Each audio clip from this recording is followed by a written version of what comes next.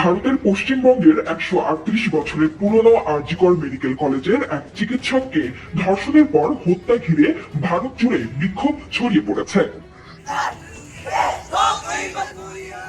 চিকিৎসক ধর্ষণের ঘটনায় পশ্চিমবঙ্গে বড় বিক্ষোভের সংখ্যা তৈরি হয়েছে। গতকাল মধ্যরাতে রাজ্যটির নারীরা রাস্তায় বের হয়ে প্রতিবাদ জানান। এর বাইরেও এই হত্যাকাণ্ডের বিচারের দাবিতে বিভিন্ন কর্মসূচি দেওয়া হচ্ছে।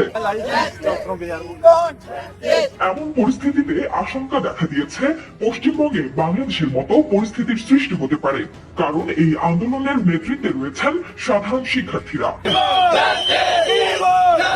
সরকার পতনের আশঙ্কা নিয়ে কথা বলেছেন পশ্চিমবঙ্গের মুখ্যমন্ত্রী মমতা বন্দ্যোপাধ্যায়। তিনি বলেছেন, অনেকে ভাবছেন বাংলাদেশের মতো এখানেও সরকার ফেলে দেবে, আমি ক্ষমতায় মায়া করি না।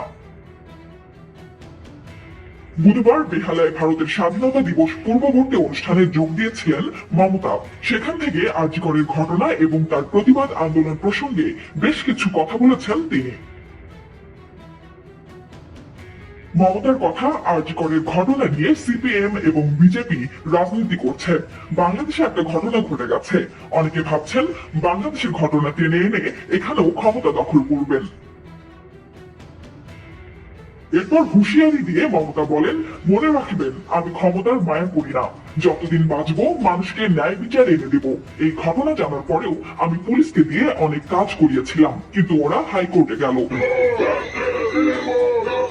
উল্লেখ্য, আরজি করের ঘটনা নিয়ে হাইকোর্টে একাধিক জনস্বার্থ মামলা করা হয়েছিল। মামলাগুলো সিবিআই তদন্তের নির্দেশ দিয়েছেন বিচারপতি।